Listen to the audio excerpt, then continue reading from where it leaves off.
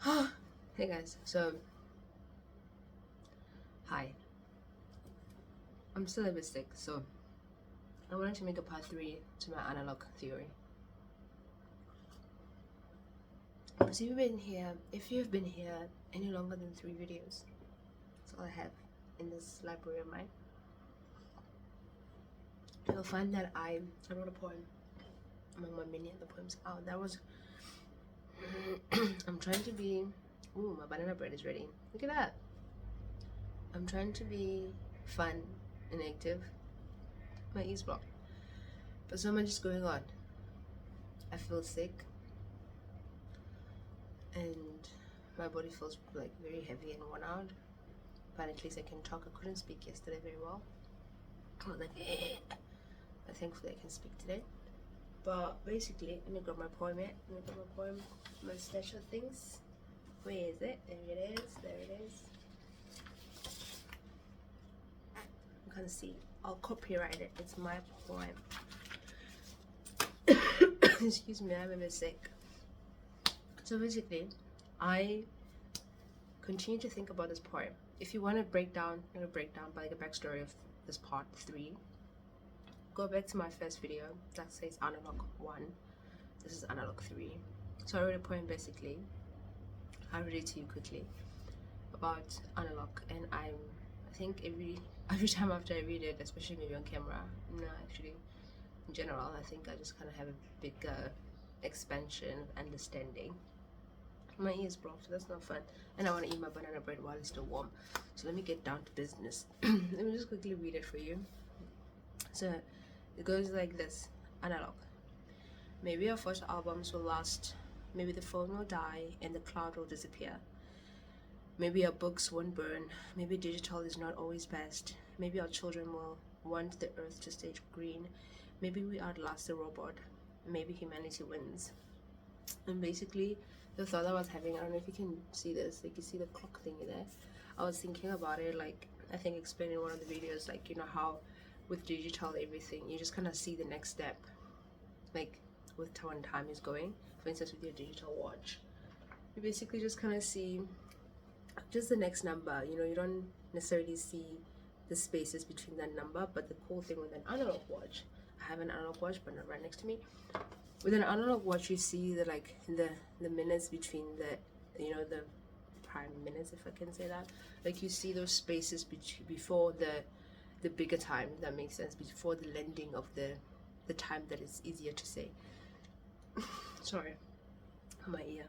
But basically, yeah, just something that it came to my awareness. The analog is such a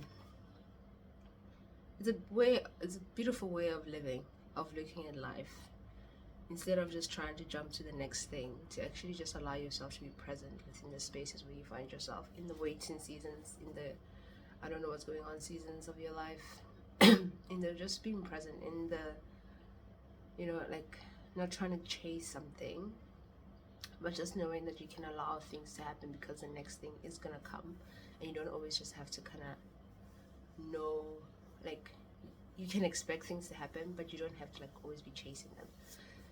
I don't know if that makes sense. Did I just butcher my own theory? I don't know. But I'm gonna post this video anyway because I'm human, and in 100 years, it's not gonna matter. That's my theory in life right now. Whatever I do in 100 years is not gonna matter. Because if I live for another 100 years, must know the aliens will win. But basically, that's what I wanted to say today. Okay. Serious note, this is what I actually wanted to say. Choosing to live an analog life. This is something that I actually wrote down, and I think it was pretty smart. But for some reason, maybe it's because I'm still feeling a bit ill. For some reason, I'm finding it difficult to say it. I'm gonna read it. Choosing to live an analog life. A life where you embrace the spaces you're in and allow life to happen for you. A life where you allow yourself to be the observer, even of time, in the spaces that you find yourself in. instead of the ones that are constantly chasing something. A life where you allow yourself to be still and know that what will be, and what is. Just be still and know that God is. Be still and know that you're good, you're covered. Like, don't rush. Live in constant gratitude and thanksgiving and presence. And I think in the next video, my hope is that I will have a better, for myself, a better understanding of how to find a balance between an analog life and a digital life. So a fast-paced life compared to slow pace. I wouldn't say analog super slow pace, but more of a presence, observant, just real-time life. I'm concerned, my ears just blocked. But anyway, it will unblock thyself. Hopefully. Let me go get my sandwich. No, my banana bread.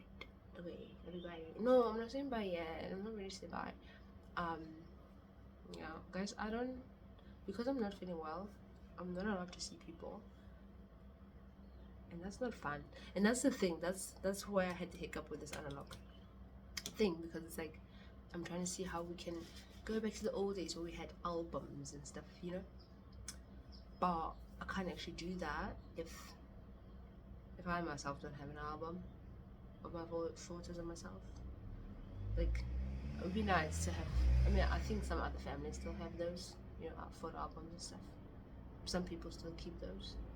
But I guess, how would you find the balance between the digital world and the world of analogs? Analog should be a term for, like, you know how they have nomads? Should be a term for analog people. There's an analog people.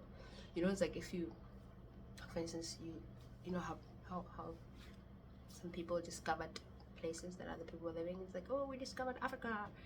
But like, instead like of that, like, you go to a country or a space, whatever, and then you learn of a people group there that describe themselves as the analog.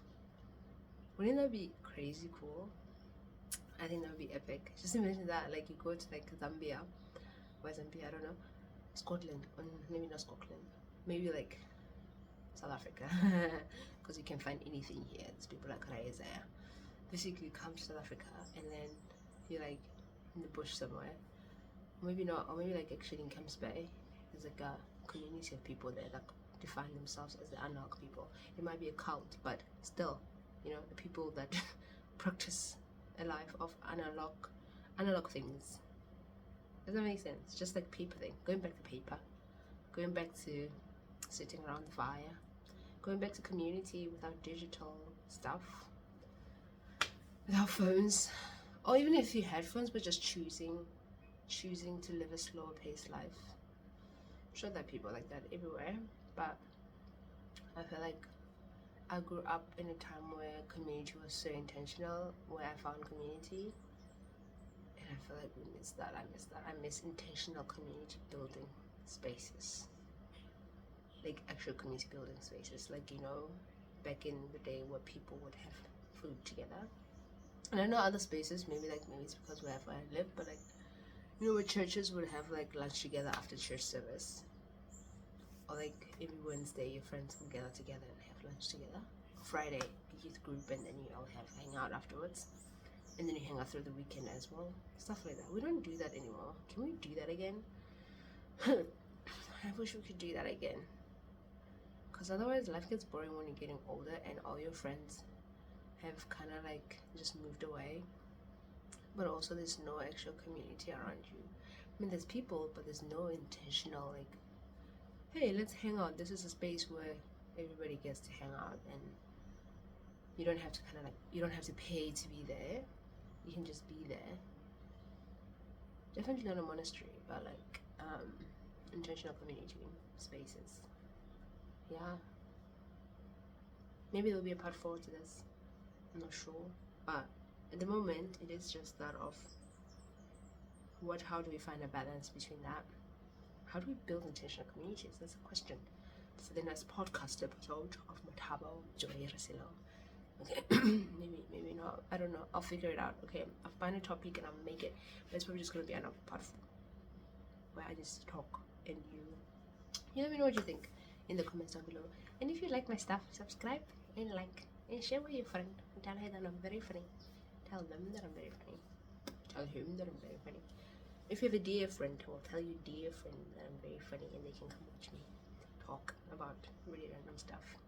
Okay, love you, bye.